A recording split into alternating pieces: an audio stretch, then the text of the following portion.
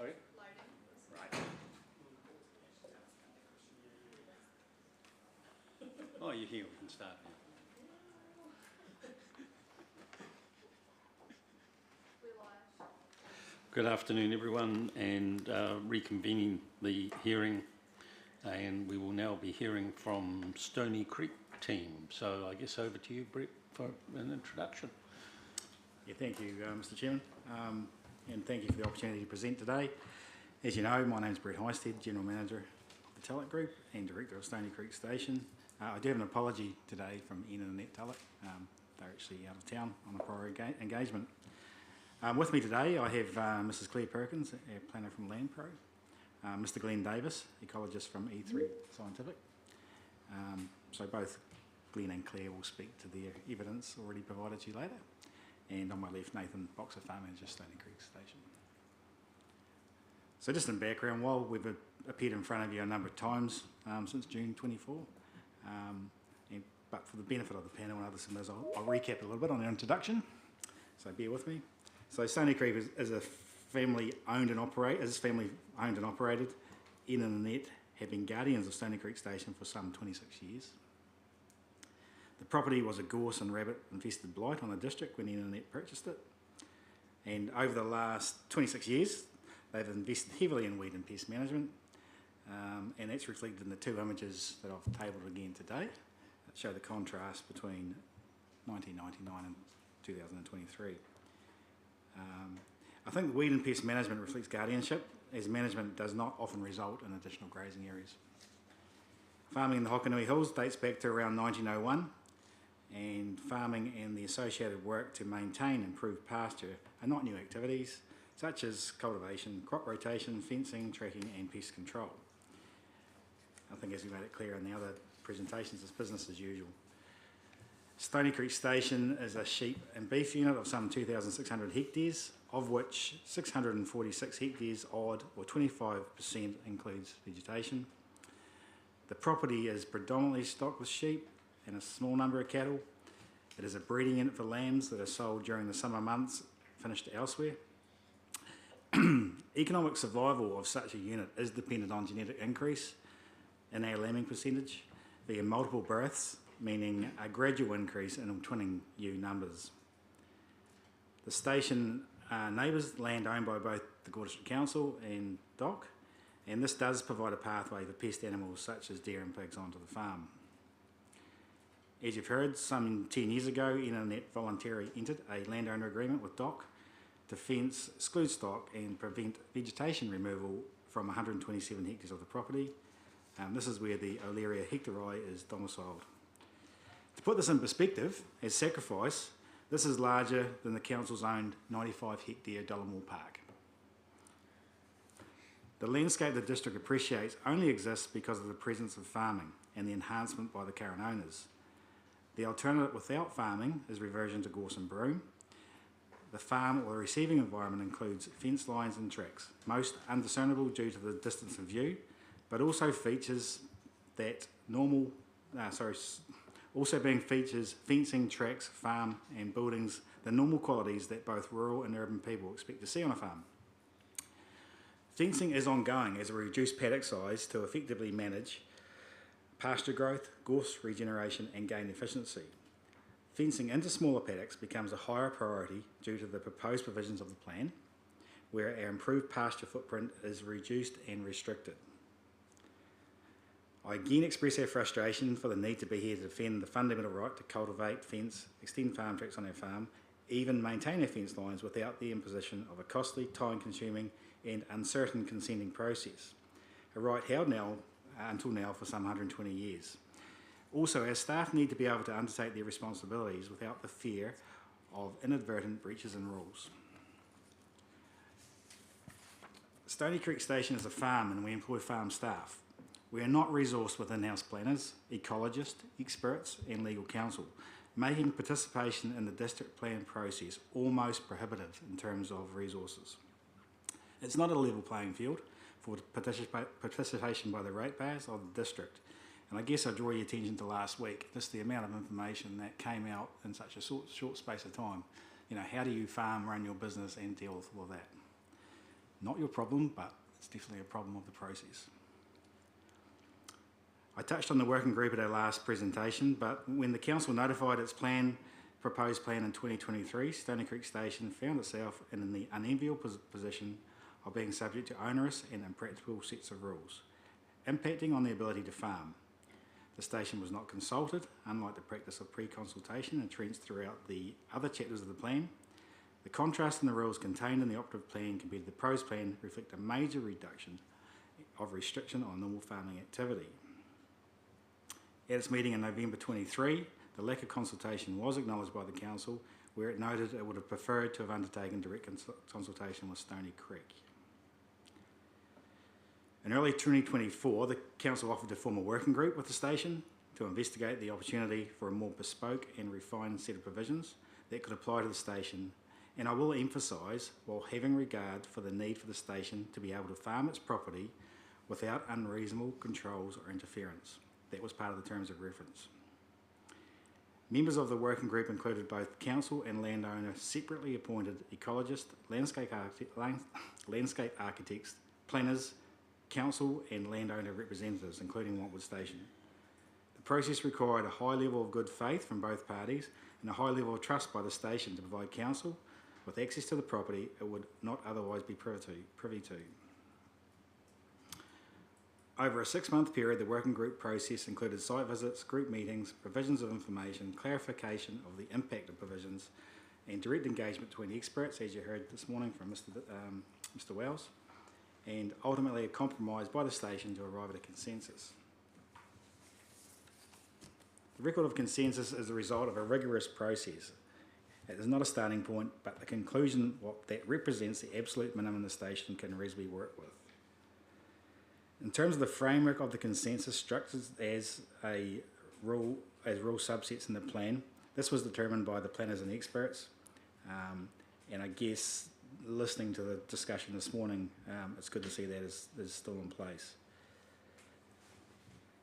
The outcome required significant compromise by Stony Creek to reach consensus that carries the strength of 2 landscape and 2 ecology experts in agreement. This is a robust solution for council. We have invested a significant amount of time and financial resources in reaching the consensus and would be greatly concerned if an alternative process was adopted for the 2 chapters in question as a matter of good faith of what was a council-initiated process. For the reasons outlined above, we do not support the CABMP as an alternative to Eco R2, as this only introduces cost and uncertainty. Not only cost for council, but cost for landowners. I trust the panel will place a high level of reliance on the process followed and expert evidence of the 2 ecologists who have been working with the landscape architects and planners. This carries a high level of confidence. I've got some comments on the economic assessment, and it was good to read the further evidence was put forward in the discussion this morning, but I'll just cover our feelings on it. I guess after working extensively with the council planners and the experts and representatives on the working group, it was disappointing to receive a 42A report to read that the economist was making judgments on clearance limits and planning mechanisms. We were working on a good faith basis with council representatives, and at no point was the parallel analysis discussed or tested against the findings of the ecologists working on the project, let alone was it informed by any of the practical aspects. I do question the scope of an economist making recommendations on clearance limits and planning mechanisms. To me, this is the domain of qualified ecology experts. Our evidence at the earthworks hearings clearly set out the reasons for width, not only common machinery size, but what is necessary for the health and safety point of view on the station. The cost of consent is understated, only reflects the deposit paid for the council and not the final cost of processing, which is undefined. From experience, we know the cost of necessary planners and experts to support a consent would be $25,000 at a minimum. You can't get a visit from an expert down this neck of the woods for less than $5,000 a day. Add to this the uncertainty of time delays while a consent is being processed. The report does not recognise the economic cost of the station. In fact, suggests the landowners benefit from biodiversity. The council collects rates on 25% of this property, the area that is not a net contributor of revenue. Pest plant and pest animal management costs are significant. The neighbouring council and dock areas are pathways for deers and pigs. Our winter crops are decimated by these animals. Most importantly, however, the improved pasture footprint of the station is restricted to what exists now. We can no longer bring back other areas that were once improved pasture. This in effect caps our stock carrying capacity permanently and all a huge economic impact. Maintenance of fencing.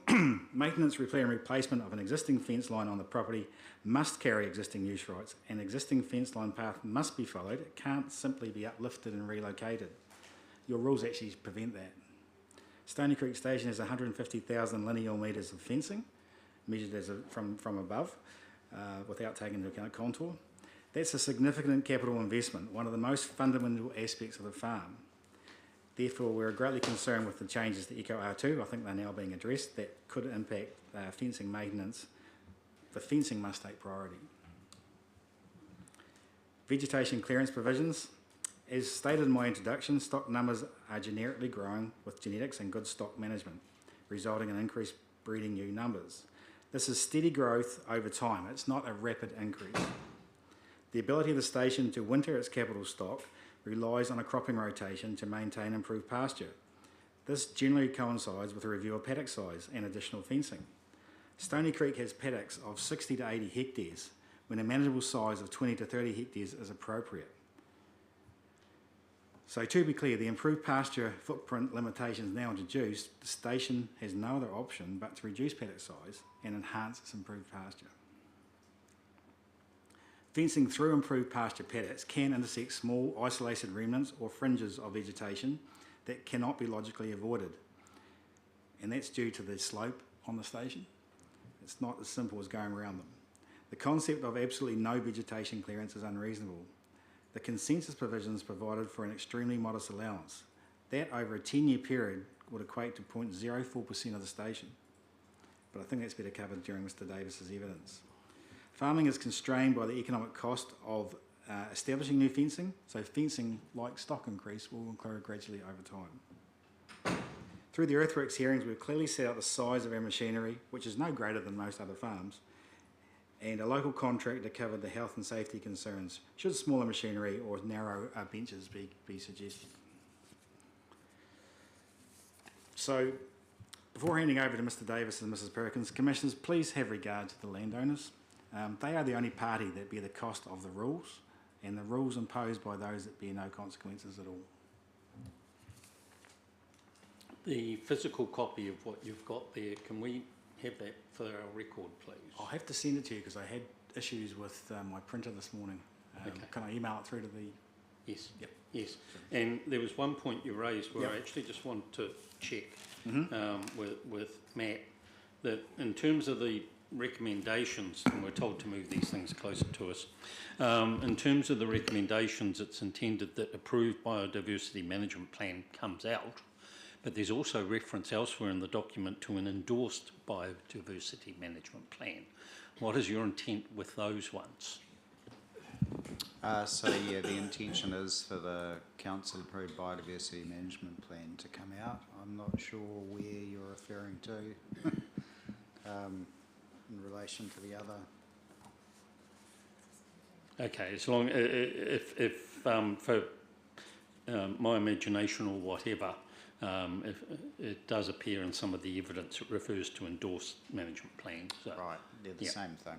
okay, thank you. Right.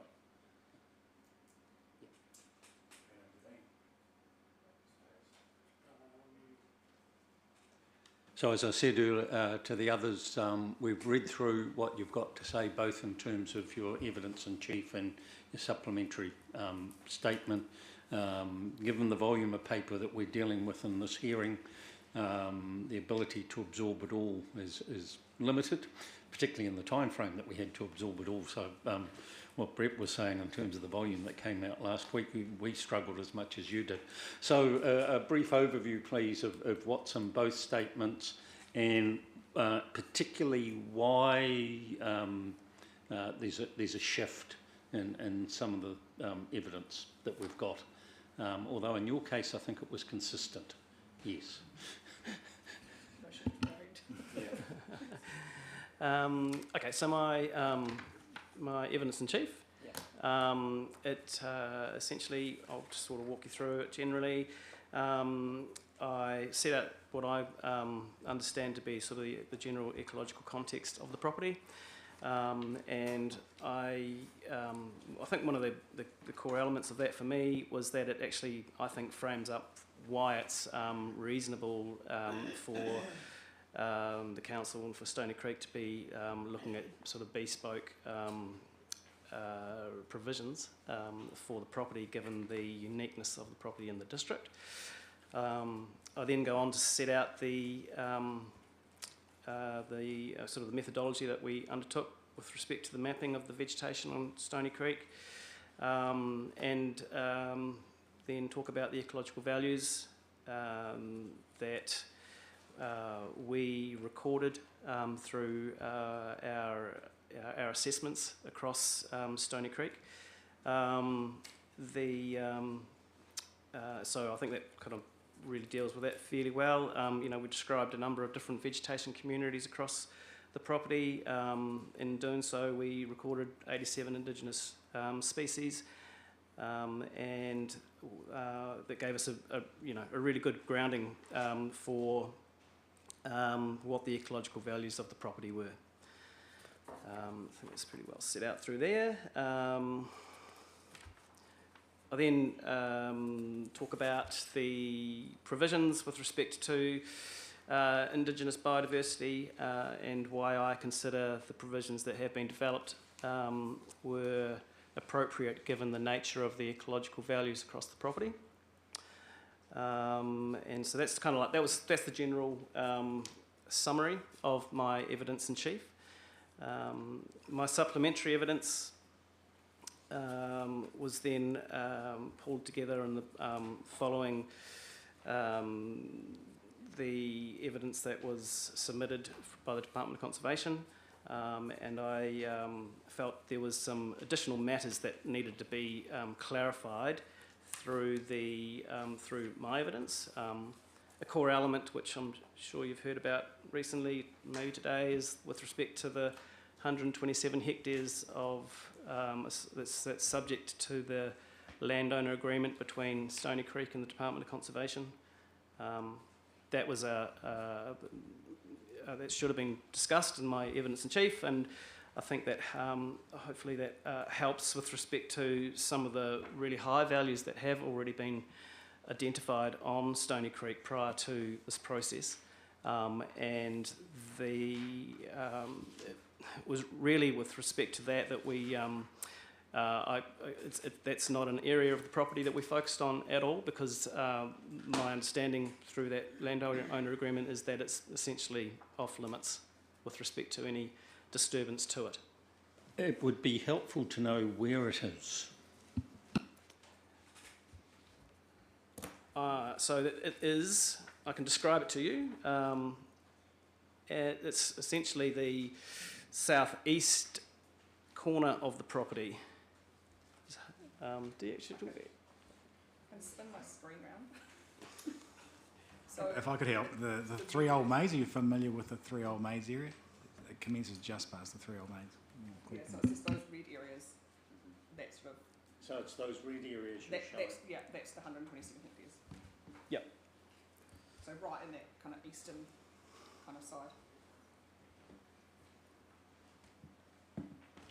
We can probably provide that area located with Brett's summary notes, if that's helpful. It would be helpful just so we've got it on the record.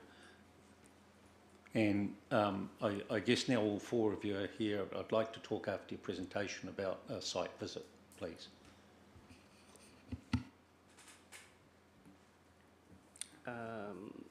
Okay, so that for me, that's a really important element of the management of conservational biodiversity values on Stony Creek Station. The Department of Conservation did a survey of that parcel of land. It recorded 140 different indigenous species, and recorded some really high values, including the population of Laeria hectori. That's there's about 130 plants in there. There's very few stands of Laeria hectori across the country, so I think it's really important that the council understands that though that particular area was never considered to be sort of within the scope of what Stony Creek could do on the property, given the landowner agreement that it has. And the rest of my supplementary evidence really provides, I think, additional information with respect to the ecological assessment that we undertook to provide you with hopefully with further confidence that we do have a pretty good understanding of the ecological values across Stony Creek Station, and therefore what the potential implications of the provisions may have. I think that's pretty much it in a nutshell. I guess I'll start off in terms of, are you satisfied from your expert view that the regime that has been looked at in Rule 2 is appropriate for the next 20 to 30 years? Yes, definitely. Yeah.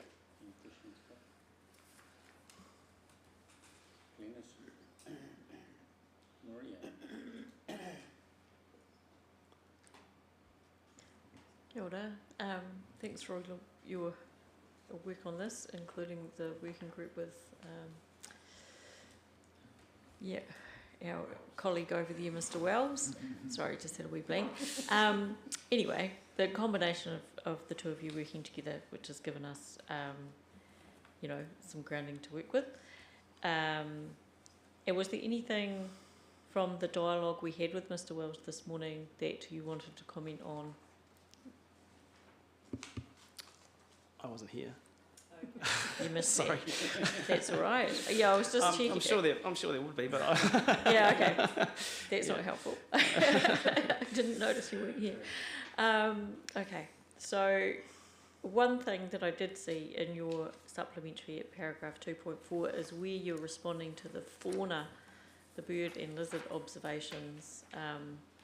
One of the things that we talked about with Mr. Wells was that there was strong focus on the indigenous biodiversity from a vegetation perspective, and so it's helpful to see your reference here to bird and lizard observations. I'm just wondering if you could expand on that a little bit so that we can, if you just give us sure. a summary of what did occur.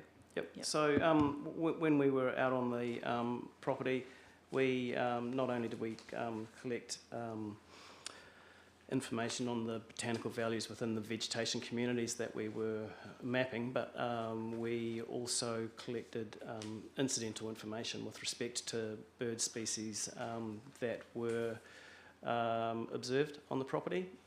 This didn't amount to detailed bird surveys of the property, but more incidental observations that were observed during the assessment. So that's that. That was sort of that. And the only other element that was there was people, we were looking out for lizards on some of these areas, and we did come across a lizard on some rocky shrubland communities on one of the ridge lines, but we weren't able to record it. So that's sort of the extent of the the avifauna and herpetofauna assessment that was undertaken. Was there anything learnt about, what did you observe in terms of the bird species, just out of interest? Yes, we did find a New Zealand pipit across the property in some of the vegetation communities, which are fairly. We tend to find pipit pretty extensively within sort of tussock grassland sort of country and shrubland communities throughout Otago and Southland. And the other I guess the other element there that we did record was fernbird in one of the stands of Whauriki, Dracophyllum and Alaria stands. There was just one record that was heard, not seen.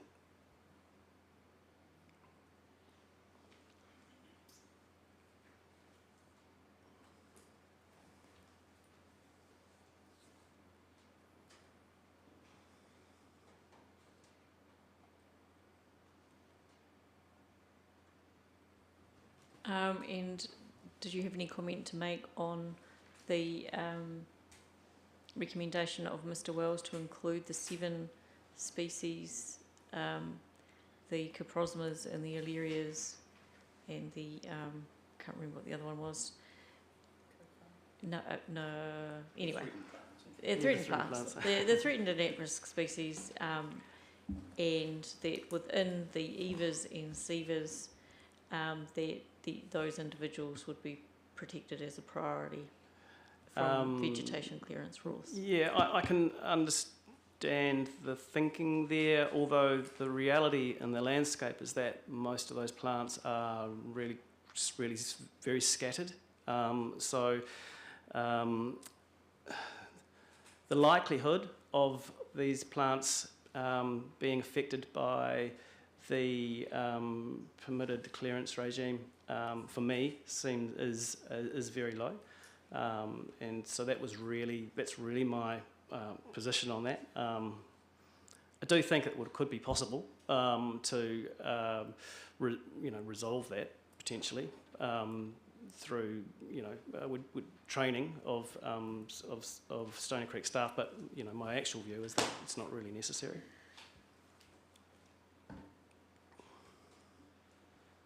So in responding to that, you've highlighted one area where I guess there's a minor disagreement between yourself and Mr. Wells.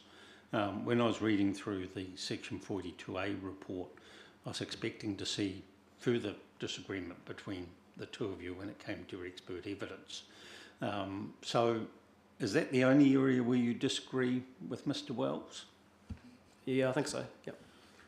Okay. And what's the total area of the Stony Creek property? It's over 2,600 hectares. And what you say in one of your statements is that SEVA covers 25% of that, which is about 650 hectares. Does that include the 127 in the dock? It does, yes. Right, okay. Right, Maria, anything else?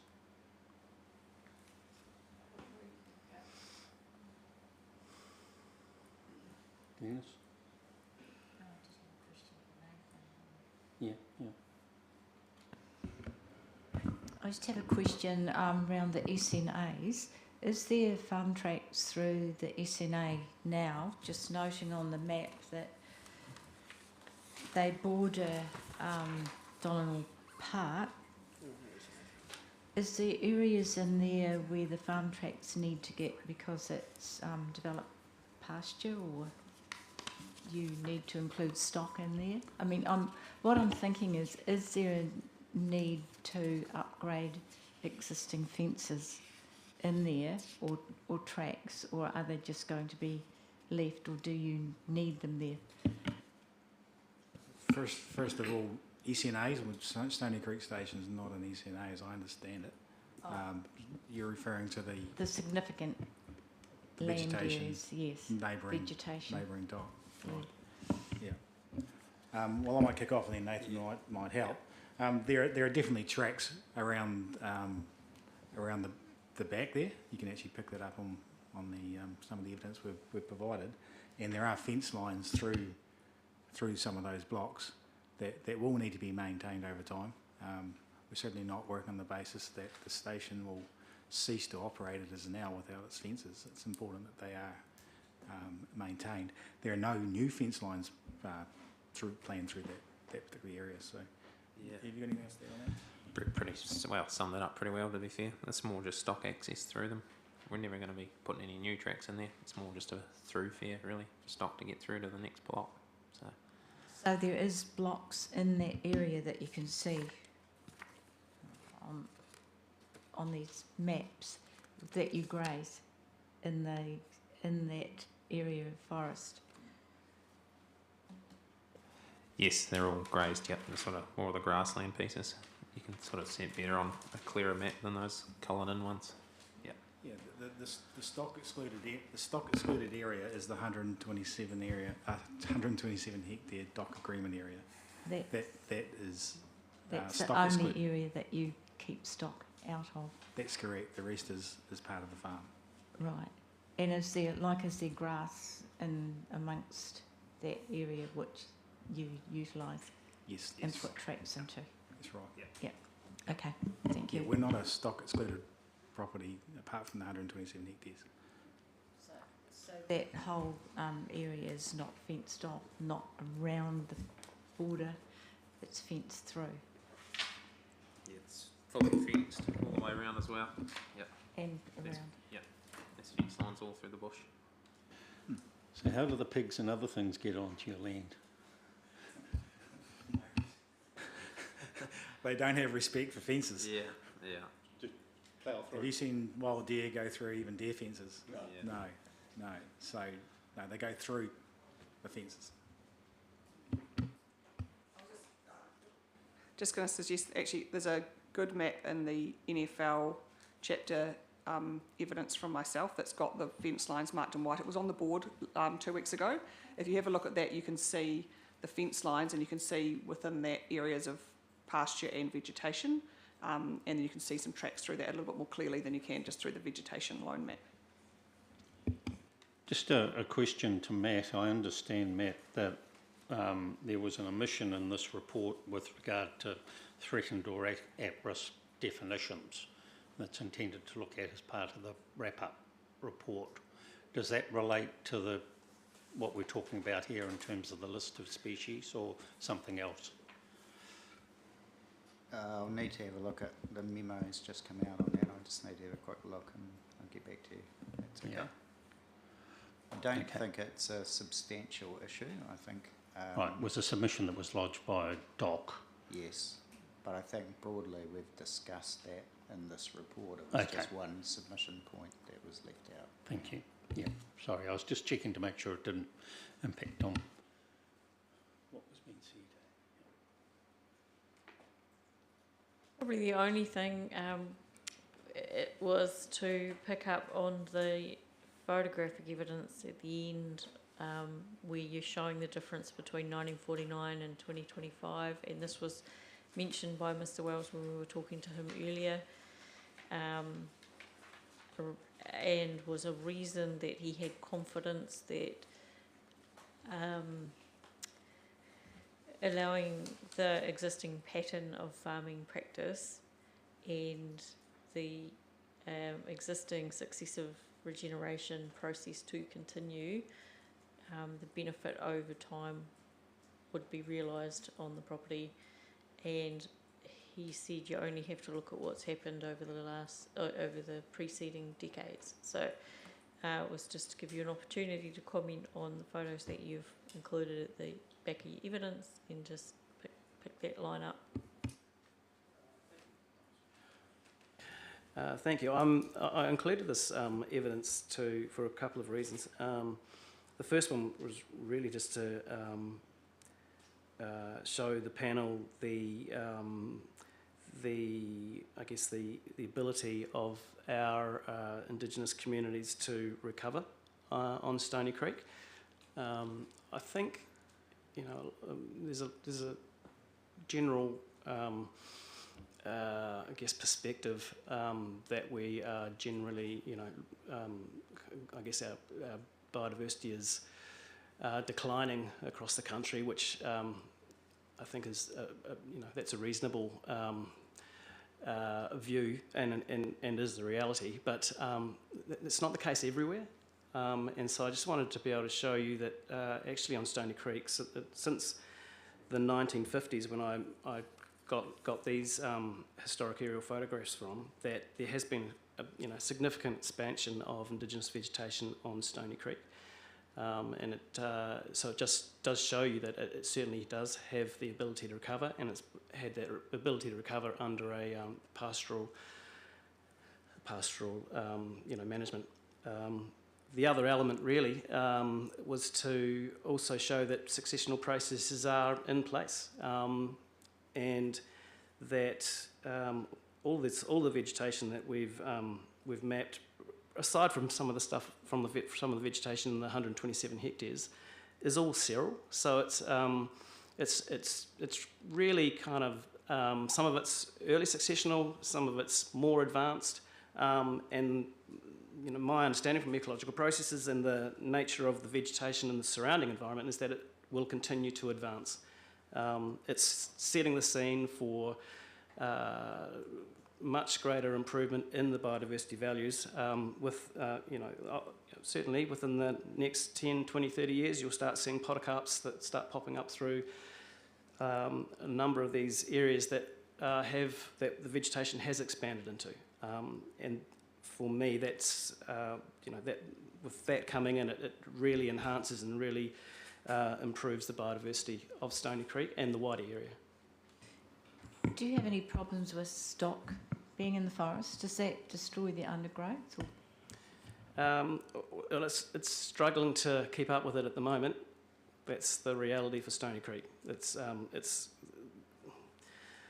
They'll be in there. They'll be nibbling away with where they're able to get in there. But from what we could see in these communities that we're developing, the successional processes are well underway, and the stock certainly isn't on top of it. If you were to increase the stock, could that have a detrimental effect? Oh, you'd have to work pretty hard, I think, to manage to enable that. But yeah. If I could comment, the station only has the ability to carry a certain level of stock due to the climatic conditions. You just need to drive past Stony Creek Station at this point to see how dry it's got. Very affected by the summer. So to get through a winter to then have the stock off the property by now is really quite limiting. So there's no plans ahead that we can significantly drive those stock numbers up. Sort of the next 10 years, you're probably only sort of looking at a couple thousand stock units at max, really. It's close, but not quite there. Yeah, we're not going to jump up 10,000 sheep and overnight sort of thing. And that would have to be carried on the improved pasture paddocks that we're working on across the rest of the station. That's where the real fattening potential on the property exists. There wouldn't be much production from having your stock in the forest anyway, really. No.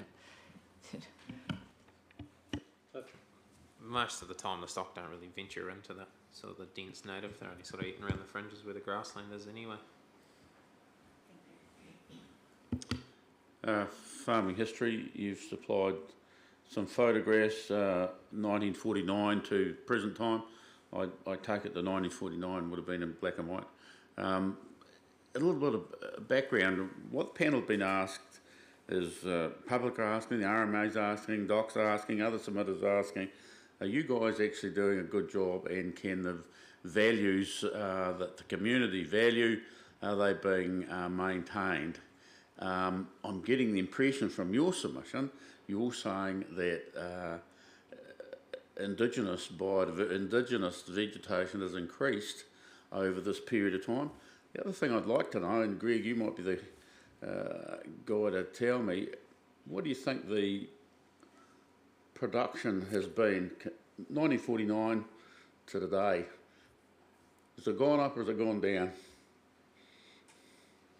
If you've got a crystal ball. It was all improved pasture in 1949, wasn't it? I'd like to think on my behalf that it's definitely gone up production-wise. So I did say the owners would like to think that too. I guess you've got to say that. If I may, would I be?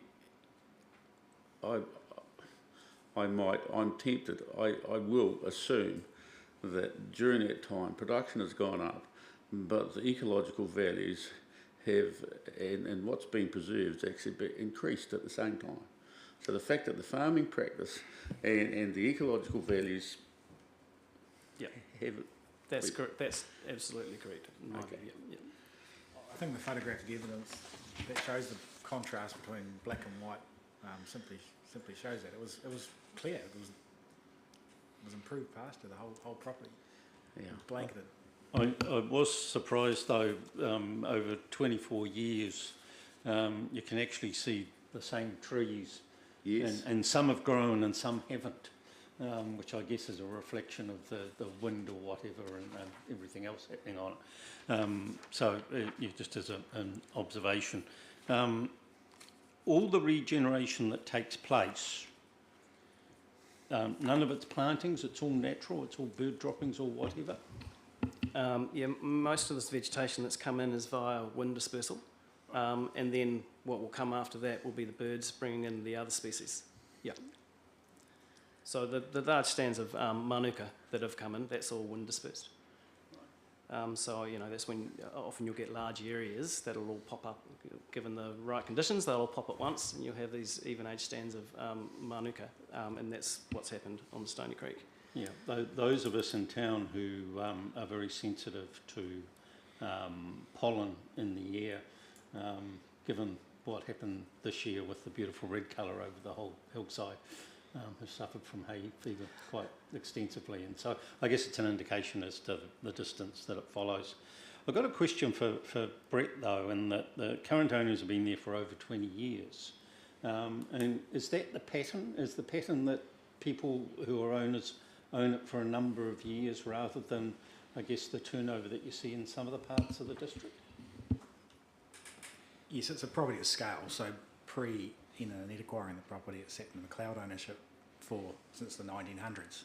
It was part of Wantwood Station. So they are the first probably non-McLeod family members to be on the property.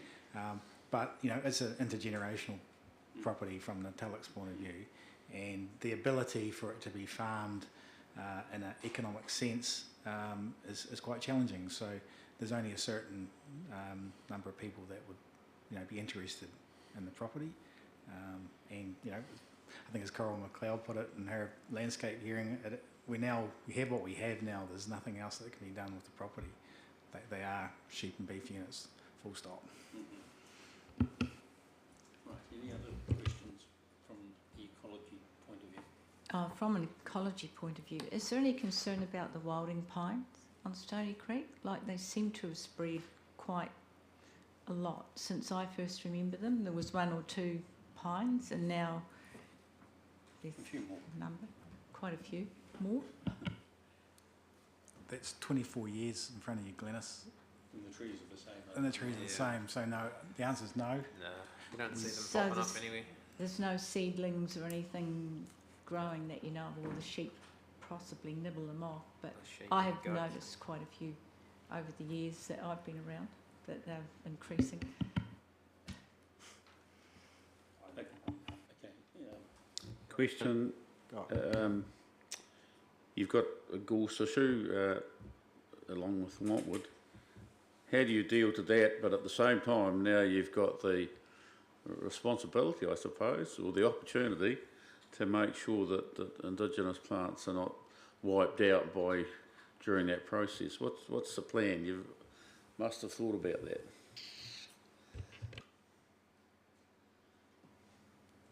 Yeah, we've had sort of quite a few discussions with the ecologists on that sort of front, and we're going to try our best, obviously. You're always going to chase the gorse bush and try and stop him, because he's always going to keep spreading. The best gorse bush you can spray is by hand, so that's sort of the emphasis on new tracks and fence lines to get to those spots. If you spray it by hand, it's never coming back, but the chopper's probably going to take 2 or 3 times to really kill it, so we're always cautious. You're always with the pilot, sort of trying to tell them to keep out of those blocks, and the ecologist fellas reckon that the nadir will actually end up beating the gorse within the real dense stuff, so we're sort of just trying to confine it to where it is. That sort of answers your question. Yeah, there are some reasonable amount of gorse in some of the areas that we have actually mapped as important to hang on to. From an ecological perspective, the gorse doesn't really have a show against the Indigenous biodiversity in the end. In fact, certainly there's numerous examples across the country where gorse is often a really good nursery plant for Indigenous biodiversity to develop into, and that would definitely be the case in Stony Creek situation. Thank you. Okay. Any other questions of Glenn? If not, thank you, Glenn. I think your major contribution has really been before today, rather than today, and that Andrew has probably had the bulk of the questions to him that have really responded to what our needs were. Thank you, Andrew. Can I just clarify that point you raised earlier about threatened and at-risk species? So it's covered in the Section 42A report at paragraph 184. The issue is that wasn't reflected in Appendix B, which has a recommendation. So it's just a minor error that it wasn't translated into the appendix. Clear. Turn that on. Just want to acknowledge that you will have got a little bit from us, obviously, late last week. We thought it was helpful to give you a response to some of the points raised by Doc ahead of time rather than giving that to you on the day. So appreciate that you have actually had a chance to read it, albeit briefly. Just saves a bit of time today as well. I will, if you'd like, just take you through my main planning evidence, although to be fair, there's also not a lot of conflict or difference of opinion to any great deal between myself and Mr. Hill, which I hope is helpful for you as well. I guess the key things in my evidence is just sort of outlining some of that working group process, which I think you've heard about, and there definitely was opportunity for the ecologists to sort of go away into a little room and have a hui themselves, so that there was, you know, that they had a focused expert position. Same with the landscape, so it wasn't all just done in one big group with landowner representatives in the room as well. There actually was a really detailed sort of technical focus. And I think I've also tried to point out in there, and I think Mr. Davis has as well, but you've probably heard from us now, that there is a really clear argument as to why the Hokonui Hills area can be looked at separately.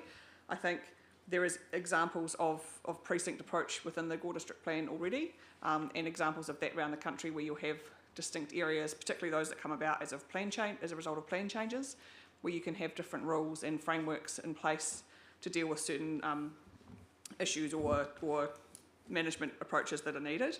And in this case, I think that through the working group process and what Mr. Davis and Mr. Wells have presented, there has been a really in-depth kind of look at what's appropriate here.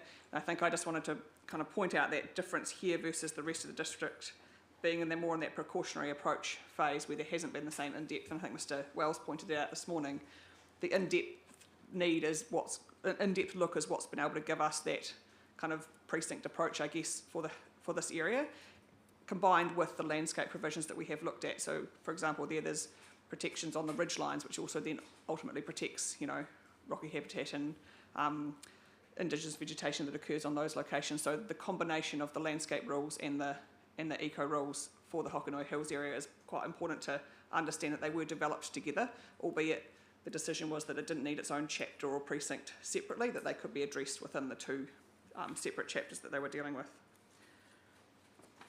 Through page sort of 8 to 12 of my main evidence, I've kind of walked through a little bit of the direction provided by the MPSIB and the regional policy statement.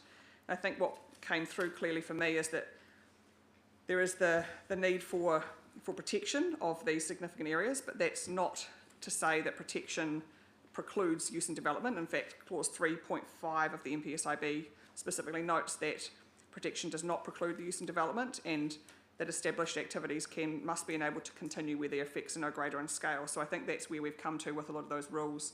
There's been a lot of look at where those existing fence lines were, for example, on Stony Creek, where the existing tracks were, and that's how the experts were able to arrive at the provisions that are proposed in the new R2.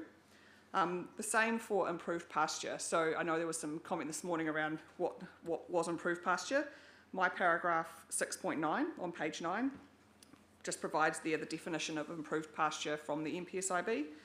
And so the benefit of mapping, I guess, the large areas of the station that were not SIVA or IVA is that it provides some clarity for people like Nathan who running the farm, they understand what is, there is still some indigenous vegetation species present in those improved pasture areas, I think, as Mr. Wells pointed out, but that they have been identified from an ecological lens as meeting the definition of improved pasture. So it just provides clarity for the station owners, for council staff, compliance staff, planners aren't necessarily ecological experts themselves to be able to define that, and even those people that are, using the tracks around publicly that look across and they've got some clarity as to what areas actually have been confirmed as improved pasture or not. But as Mr. Highstead pointed out, the provisions that are proposed aren't going to allow for any more development of pasture. We're talking about less than within the IVA areas, less than an acre per 5-year period. So that's not actually any new pasture development. That really is limited to some new fence lines. And as an example, I know Mr. Highstead identified there was 150,000 lineal metres of fencing already present.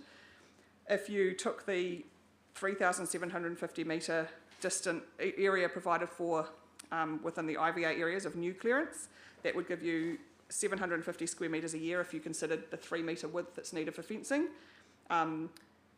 And that gives you about 250 lineal metres per year of new fences. So it's pretty minimal when you're talking about 150,000 existing. Your average is about 250 lineal metres of a new fence if it was used for fencing purposes. If it was a new track needed, obviously you're talking about less of a distance because that's wider.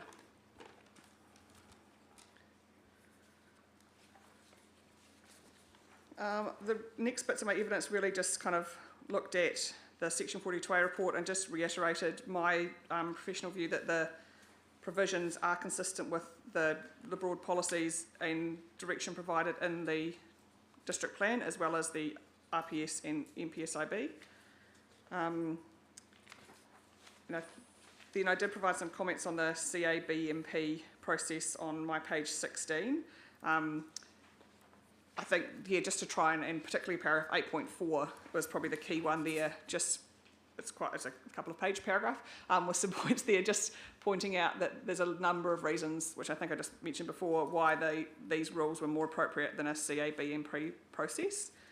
And just kind of on that similar vein, I know Commissioner Havell, you mentioned about a consent versus a rule framework kind of idea, which I guess is similar to the CABMP process. But I think the difference here is why a consent isn't the best option is that while we've had some conversations with Stony Creek around their kind of potential fencing and development ideas, none of that's sort of set in stone. And a consent would really need to look at exactly where a fence line was going and exactly where a track was going. So I don't think the station have that clarity at the moment, and a consent would limit you to that. There wouldn't be the ability to go, actually, hold on, 2 years' time, something's changed on the farm. Crop that they're growing in some place or the way they're managing their stock is slightly different and they're stuck with the fence line exactly where they had it on a consent versus moving it 10 metres to the east. You wouldn't be able to do that if it was in a consent document versus these rule provisions. But I think my opinion is that these rules are pretty explicit and pretty directive in terms of what they allow you to do and not do. So similarly controlled to a consent, but with a little bit more openness whilst considering the sort of effects and what's going on the property.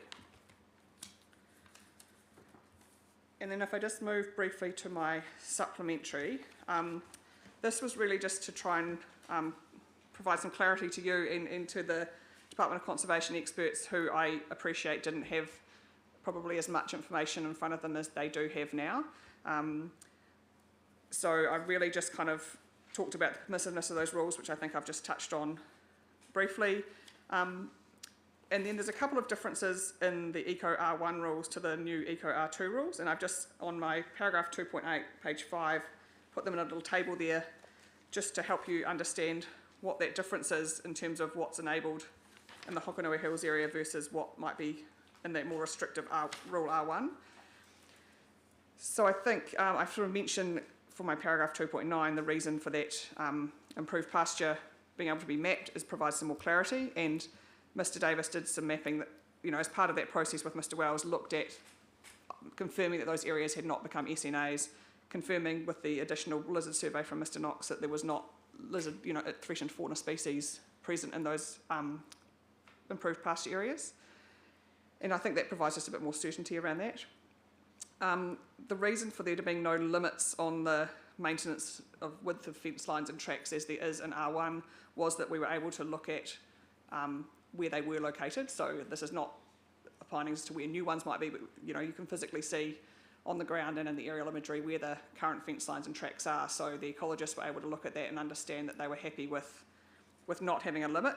And I just make a note in my 2.11 that the intent of maintaining a fence or track is pretty clear. So if someone was to go along and clear 30 metres either side, that's pretty clear that that's not necessary for maintenance of a fence line. So there would be a strong argument from a compliance point of view that that was not in keeping with what the intent of that rule was and the definition of sort of maintenance of a fence line. You could not feasibly argue that you needed 20 metres that far away.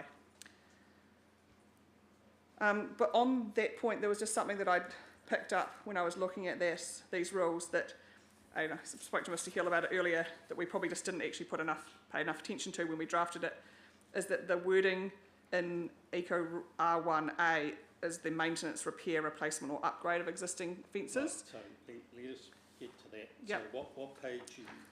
So it's actually in my paragraph, on my page 5, I've copied that in, but it is in Mr. Hill's Appendix 1. Yep. If you go to page 11, and it's 1A.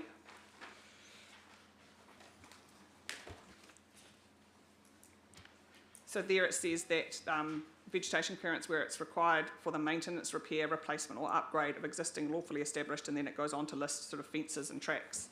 Whereas if you then turn to page 15 in, which one is it?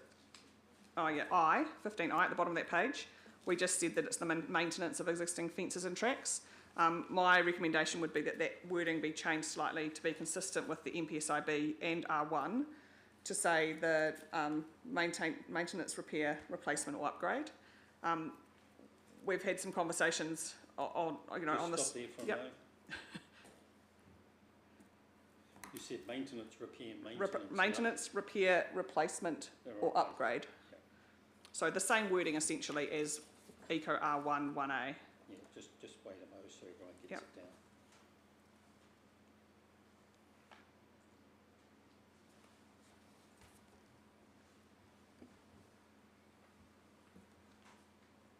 Would you add of existing lawfully established? Yep, you can add that and that's fine. Yeah. Yep.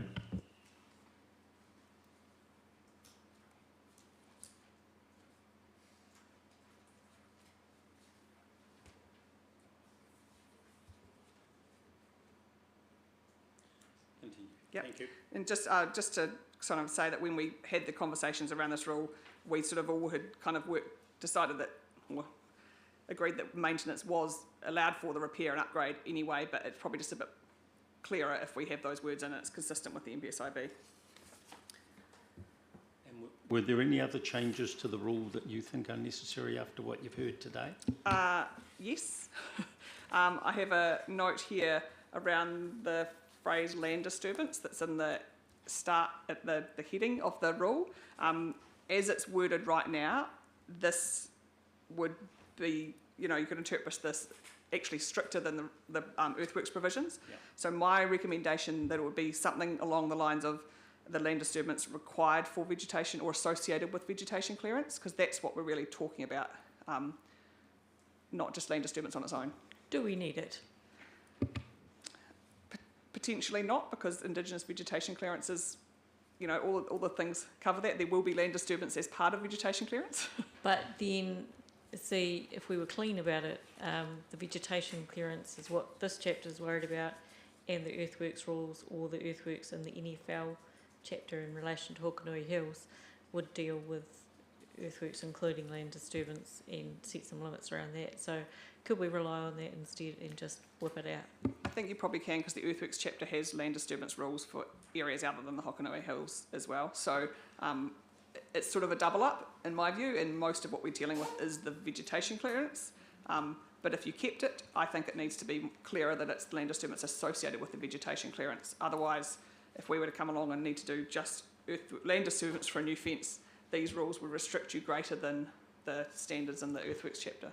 So keeping it simple for avoidance of doubt, the rule heading could be just Indigenous vegetation clearance, full stop. I think it could be, yes. I think that still And- covers and everything. that's where some of our thinking got to. Yeah, yeah. And to be fair, it was something that I'd probably just hadn't really picked up on closely enough until it was something, I think I looked at it and we went, oh, okay, it's okay, but then on further reflection, it's probably not. Yeah. I think that's probably the main one that I've picked up, other than the point that Mr. Hill made after we kind of talked about it this morning, his recommended green text in Eco R2 that I think Mr. Hill identified actually needs to be linked to J and K if it's retained. My position is that I don't, based on what I've heard from the two ecologists, that there's very little chance that there's really going to be any adverse impact on those threatened woody species because of there's such a limited number outside of that protected DOC covenant area. So Yeah, that's, that was different to, I think, my exchange with Mr. Wells this morning. yeah, so you're talking about the H on the top of page 13. No, page 14 right now Right. has it in green text, Yep. and I think that needs, that where it's, he suggested that there be additional wording saying vegetation clearance where it avoids the loss of threatened or at-risk woody plant species in Hokonui Hills rocky habitat. If that's to be retained, it should really be only for those matters on page 16, where it's linked with new vegetation clearance, not maintenance activities or health and safety or other. But we've got a rule that talks about Indigenous vegetation clearance. Yes. Why, as part of the rule, do we then have provision for the clearance of exotics? Sorry, I was talking about a different rule just then, but I can come back to that one. Oh, okay. So I was talking about the additional phrase that Mr. Hill suggested be added into, he's got it on his page 14 in Eco R2 yep. in green text. Yes. So that limitation on avoiding the loss of threatened or at-risk woody plants in Hokonui Hills rocky habitat for the lizards, if it's retained, should only be for J and K. Yeah. And this is what happens when the staple's on the wrong corner and you go the other way. Yes. Sorry. Sorry. Yes. But I think I put it in. I've noted it in my supplementary as well that because there's such a limited number of those woody plants, based on what I've heard from the ecologists, I don't necessarily think it's needed. However, if you retained it, it needs to be in J and K, and I think the woody vegetation one is probably simpler to retain if you did. However, for the rocky habitat element around the lizards, my view is that the Wildlife Act still applies no matter where we are. It still applies in the rural zone where you're talking about general earthworks, and we don't have any provision across the entire plan for every single activity that's happening to make sure you're not interfering with a threatened fauna habitat. The Wildlife Act is there. It doesn't go away. There's a responsibility on landowners to understand that and know that that's there. The other challenge I have with the wording of Hokonui Hills rocky habitat is we haven't defined that. We haven't defined where it is or what it is, and I think that's a challenge to do. I know, having talked to Mr. Davis and Mr. Wells, there is some areas that you could easily go, well, that's rocky habitat, but I don't think the work's been done there to identify that as simply, and I think because the Wildlife Act is there, that covers that element already. And I think there's lots of rules in the plan that allow activities to happen that don't have that restriction on them. I recognise that there's vegetation clearance will still come in, but it's more where there may be a rocky habitat that doesn't have vegetation on it that may be impacted. And then to your point, Commissioner Havel, around the pest plant species, the way it's worded in the rule doesn't quite work. There was lots of conversation around the sort of incidental removal of the odd native plant when you're looking at removing big areas of gorse. I think both the ecologists pointed out that gorse and some of those shrubby indigenous vegetation species are often in that same sort of habitat, and you can't probably go and do a broad brush aerial spray of some of those areas that are left of gorse. Probably in the past there's been areas of gorse just within pasture areas. I think as shown from some of those photos, it was more within a pasture faces, but now what's left is that contained areas within denser indigenous vegetation. So there was a lot of conversation around, you know, can we have something permitted that allows for that incidental removal? Probably the way it's worded right now doesn't work. Doesn't suggest that. Well, it sort of does suggest that, but it's sort of a carte blanche. You can remove as many as you wanted, probably. So it may be that any incidental removal of those as part of your pest species management of gorse probably falls into that small amount of permitted clearance where we specifically put any other activity essential for existing farming to cover that sort of activity, or the activity where you might have a stock tank that just has to go on that highest point right in that corner of that paddock. So there might be a sort of 10 or 20 square metre area that needs to be cleared for that new stock tank. So that's the reason for that other farming, essential farming activities. It may cover plant removal where that's linked with a whole bunch of gorse. So is your recommendation that H come out totally? Possibly. I don't really see how that is actually Indigenous vegetation clearance anyway, Correct. and the rule is about Indigenous vegetation clearance, And- so and- it doesn't. Yeah. There doesn't need to be a rule permitting that because it's just not Indigenous vegetation, so it's just permitted as of right. And what I want Mac to think about is at most you need a note saying these rules do not apply to the removal of pest Like plant we've got in species. some of the earthworks ones, there's some notes of just reminding people that are using the plan that are not experts. Yeah, recognising that notes aren't rules. Yeah.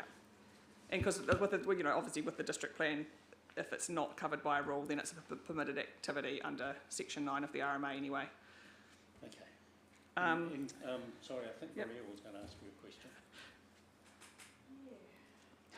question. So my understanding is that the ecologists are not in agreement, and that in talking to Mr. Wells this morning, he listed those 7 because they were particularly threatened or at-risk species, the Coprosmas and Illyrias, and the one that I can't remember.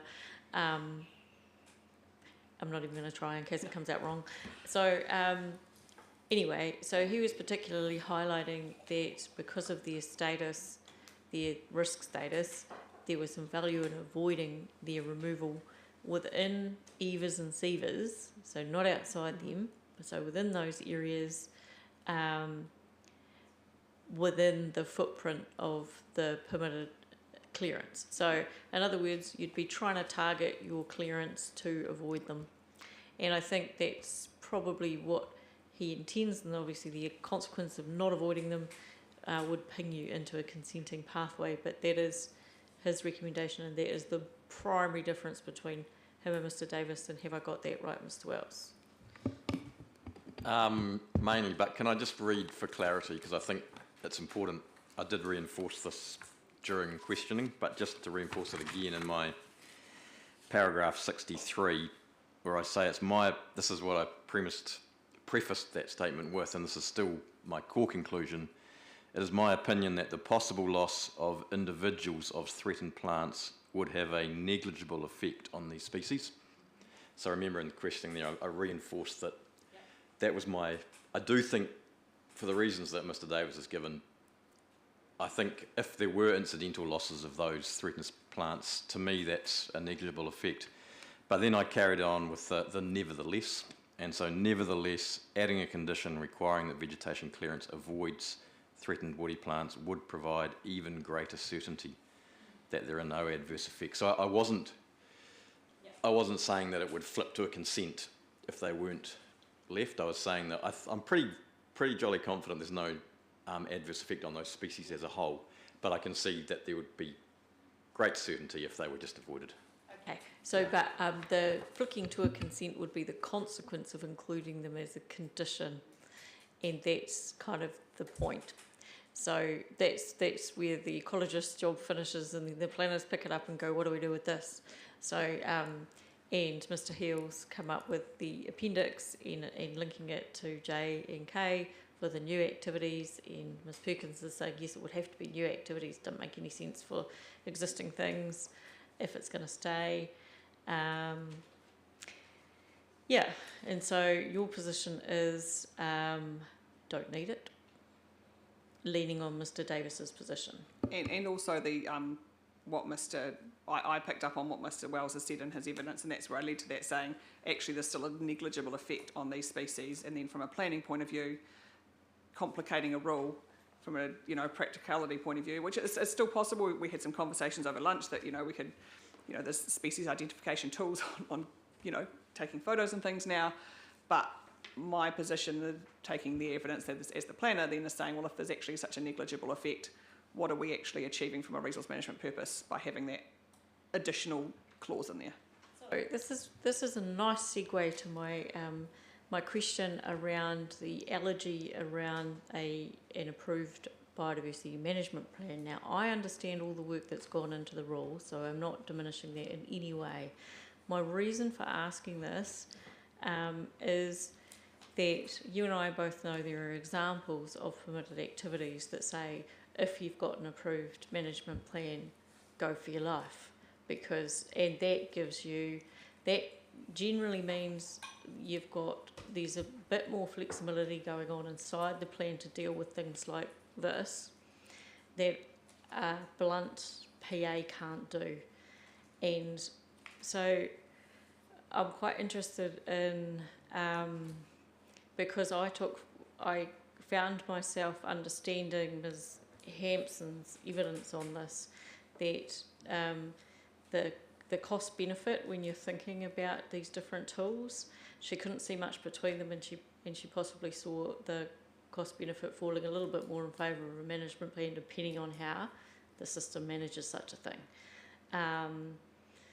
So first of all, just philosophically, before we go into any further detail, philosophically, what is it that makes this PA to resource consent trigger preferable to a biodiversity management plan that might encompass a bit more flexibility?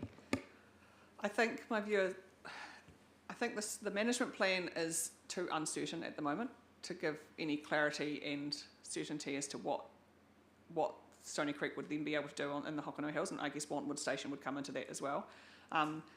If this process and the working group process hadn't been kind of approached, then absolutely that CABNP process could be a good option, but I think we don't know what that process looks like. We don't have enough clarity on the definition or the timeframes for it, that these rules are take legal effect as of now.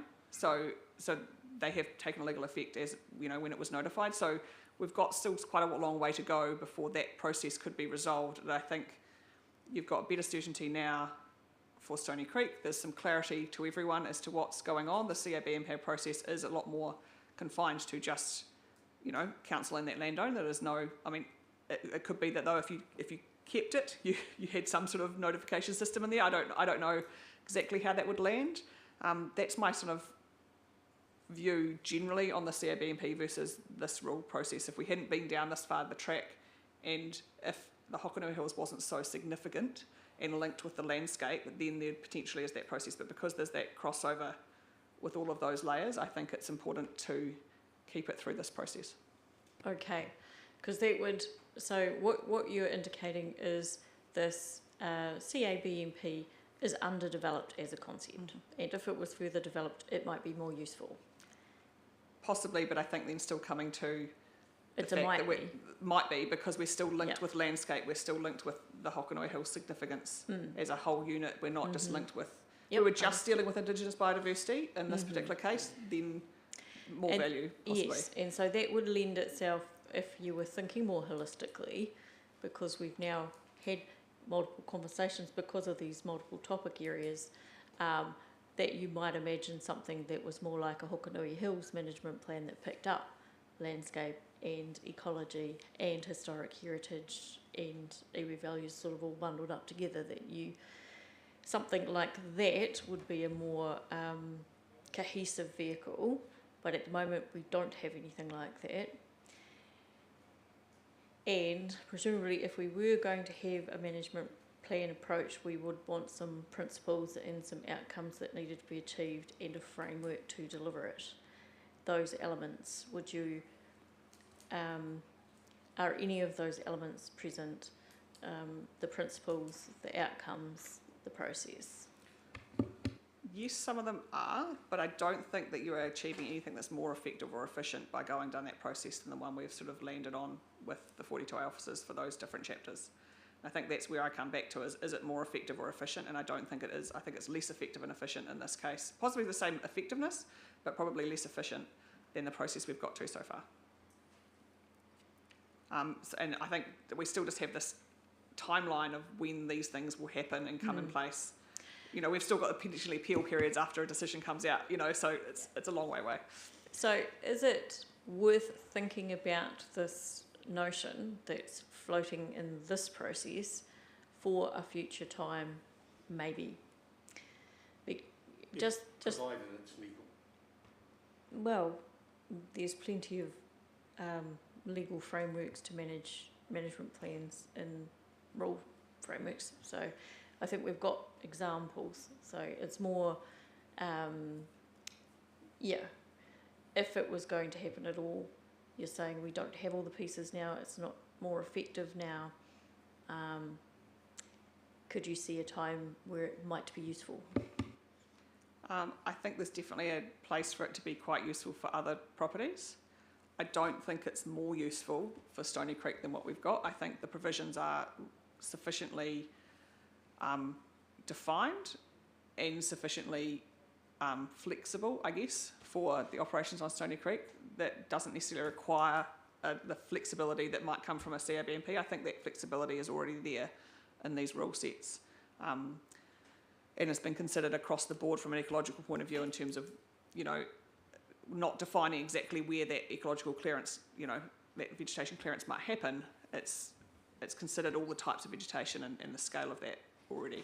And so the key in both this chapter and the landscape chapter to you saying that is that you've got, you've got higher value mapped areas, lower value mapped areas, and areas of the station outside of both of those. And you've got that in each of the chapters, and that provides, so the flexibility exists broadly within the unmapped remaining area, and you've got a bit more give in the lower value compared to the highest value areas. So the same approach is being applied across landscape and eco. Yeah, that's correct. Now, before we get too far on, I'd like to go back to Natalie Hempston with regard to the conversation that was taking place that these at-risk plants, if from an ecological point of view, the loss of isolated ones, the impact on the ecology values is, what was the phrase, not minimal? Negligible. So having regard to that and the assessment that you've done from an economic point of view, can you just provide a comment to confirm what I'm thinking you're going to say?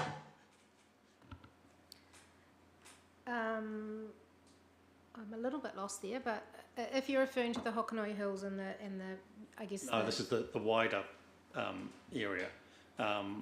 So I guess it's the balance of the cost impact of going through a consent versus the negligible environmental gain of keeping them.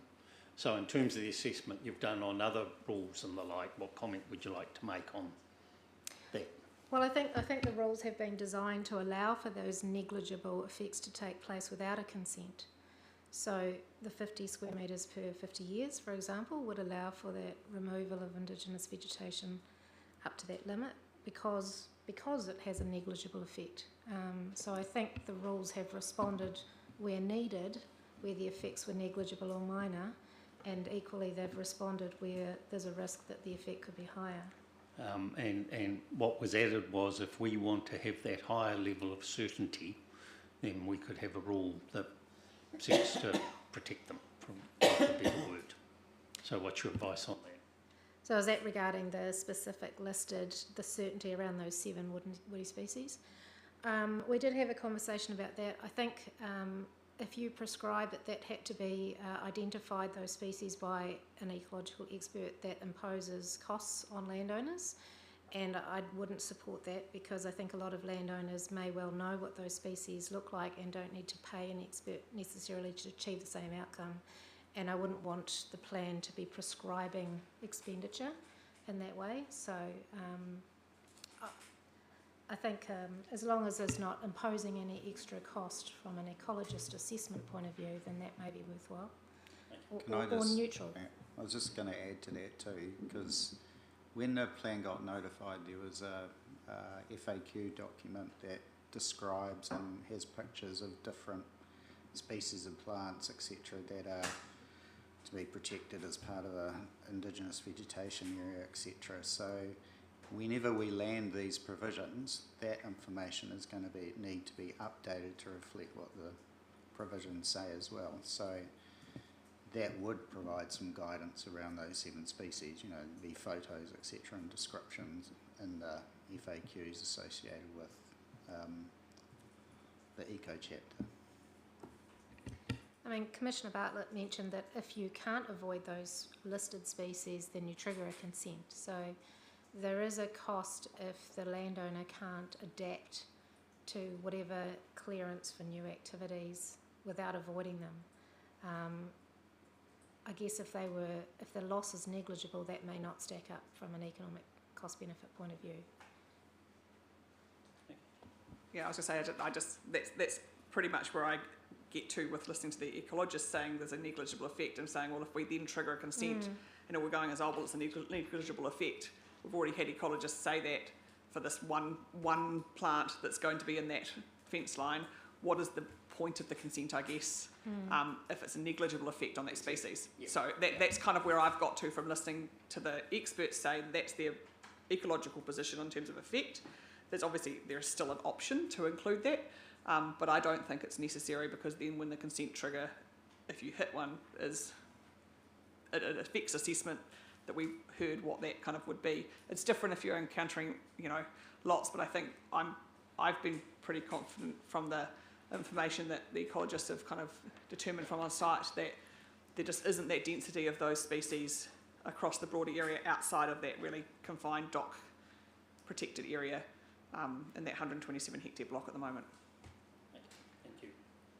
And then the only other thing that I just wanted to just point out, which you can just, I guess you've read at your leisure, is just on my page 8 and 9 of my supplementary, is I've just provided my interpretation of what protection is in terms of my interpretation of the NPSIB and NRPS. So just highlighting that I don't think, in my view, protection isn't, you know, it's where it's necessary to maintain overall biodiversity, and that protection should come by avoiding or managing adverse effects from new subdivision and use. I don't think it's as narrowly focused as prohibiting any vegetation clearance at all, as I sort of, it may not be exactly their interpretation, but that's what came through from me reading the DOC evidence and legal submissions, was that the protectionism focus was a sort of prohibition on anything, as opposed to my interpretation from reading those various clauses in the NPSIB that, particularly, you know, you look at my paragraph 2.24, the clause 3.5 is that the protection, maintenance and restoration of indigenous biodiversity does not preclude subdivision, use and development in appropriate places and forms. And I think that's where there's been that in-depth look at what's an appropriate place and form for the Hokonui Hills. Yeah, so that appropriateness test isn't the right test for it's a different test. That's the one for the natural features and landscapes. So it's more, I would have thought it's more the point around the overall net loss and how that's understood in relation to the need to protect and maintain those two. Yeah, and so I've got that in 2.21 and 2.22 as well. Yeah, so I've sort of tried to set out the follow through of that process. Yeah, so I was just jumping on your appropriateness language. Oh, so that's actually that's the specific quote from the NPSIB in paragraph 2.24. Okay. So they do use that word appropriate places and forms in the NPSIB for that clause. Obviously, we're not really quite interesting. We're not dealing with just that clause. We do have to deal with all of them. I think that's an interesting legal question that's thrown up there. In terms of what the NPSIB has done there. But anyway, you don't have to respond right now, but I'm sure you're following. Yep. And I think that's just where I get to that, you know, it comes back to what the ecologist is saying, that maintenance and no overall loss is able to be achieved with allowing some appropriate small-scale clearance within the Hokonui Hills. That's probably me, unless you have questions. Given what is in Rule 2, do you believe that the content of Policy 13 is sufficient?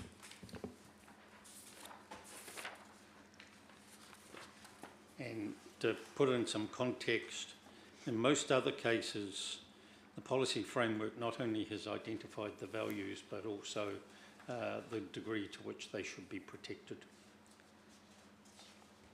I think it allows that rule to come in, that policy. It is reasonably broad, as Mr. Hill pointed out this morning. We could do a little bit of work on what that might be. I think it would be difficult to bring in all the ecological values because I think they're quite diverse in terms of what you have in the Hokonui Hills area.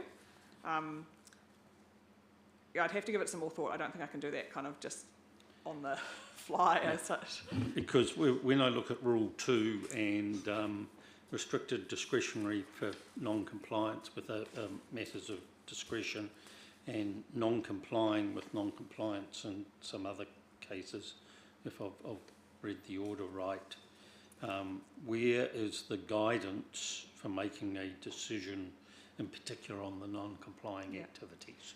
I guess that's where you could put a little bit of reference to SIVA and IVA within that policy, because that's the difference in the test there, is that a lot of conversation around the SIVA, which is those red areas in that attached map at the back of that, the desire behind that was that they need more protection and that they're sufficiently more protected by having such a small aerial limit of clearance compared to the IVA areas.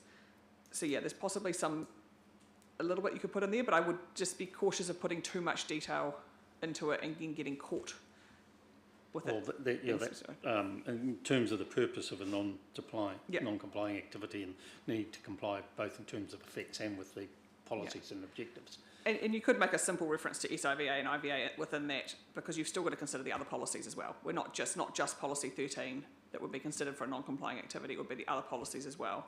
So you could make some cross-reference to the other policies. Yeah, Matt's writing it down to give us some feedback tomorrow morning, and that may well generate the need for the two of you to talk about it. Yeah, and happy to. I just don't think I can quite today figure out the words that you could put in. Yeah, so I think your point that you'd have to read it with other policies, so you look at Eco P7 and you've got the SIVA, and then I guess it's just the management outcomes for the EVA in that area.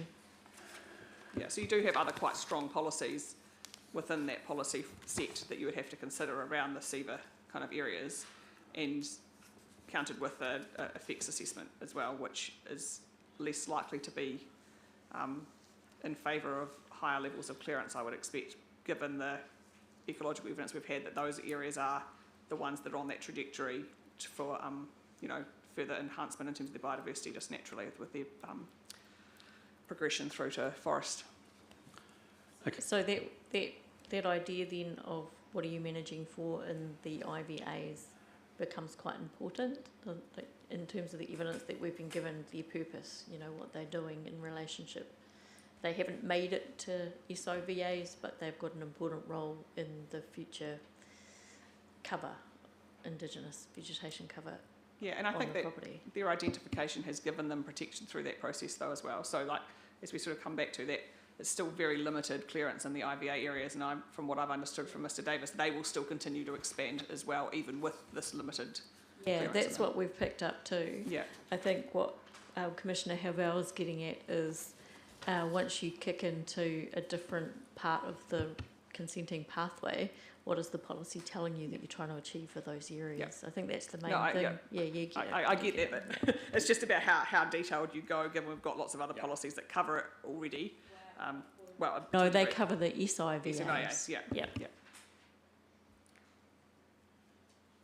Okay, any other questions from the panel for Stony Creek area? I need a wee bit of clarity here. You're talking about enhancing Indigenous biodiverse vegetation, and in particular putting greater value on SIVA. Would you say would you agree or not that removing exotic pest plants like gorse would be enhancing plants in a SEVA area? From a planning perspective, it would seem like it, but from what I've heard from Mr Davis when we've had conversations about it, and I think he said today, in that SEVA area, that seems to be, I think they're out competing the gorse anyway, probably different for the EVA areas, but Mr Davis can kind of talk to that probably a bit more directly than I can. Definitely agree with that. Yeah. Actually, I'm answering my own question, I think, to you earlier as well, because it goes to the gorse and the IVAs that Commissioner Bulge is just raising. But is Eco P6 actually the hook here?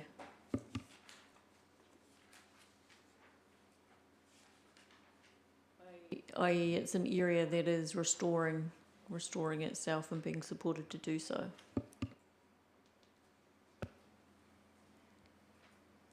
Yeah, it would like the start of that policy would kind of lend itself to that, and I guess the ecological integrity may be degraded in areas if it's infested with a lot of gorse. So I think some of that will naturally, from what the ecologists have said, some of that will naturally manage itself. It's those IVA areas which are a lot harder to naturally manage, and that's where these guys do a lot of work in. Complication is, I'll take your word for it because you're the expert, that gorse will be dominated in a SEVA area, but of course it's providing a nursery to encroach out into the other less valuable. So there's an indirect benefit.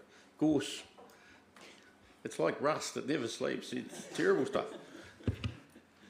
And once you've allowed it to encroach or spread or whatever, those seeds are viable for 70 years. Well, you're not managing just something on the day.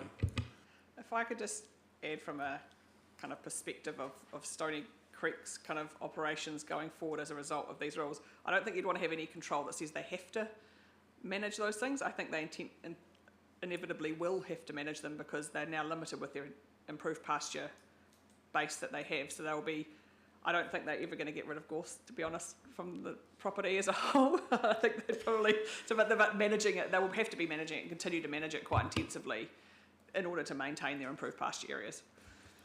I guess that's up for them. I know what my thoughts are, but I'd better keep them to myself. Just back to policy 6, I think the weakness in policy 6 is that it's a policy of process, not one of principle. Yeah, like the intent sort of there around that restoration of those habitats, but it's not explicit enough to deal with the pest sort of processes. That's why I was kind of like, well, that's just something they're going to have to do without requiring or having policy direction that they have to do it. Okay, any other questions from the team? No. So, thank you, Brett, you and your team for coming along today. Your input is of great help to us. Thank you. Now, next to speak is Coral, who indicated she was coming, although she's not due here till 3:15.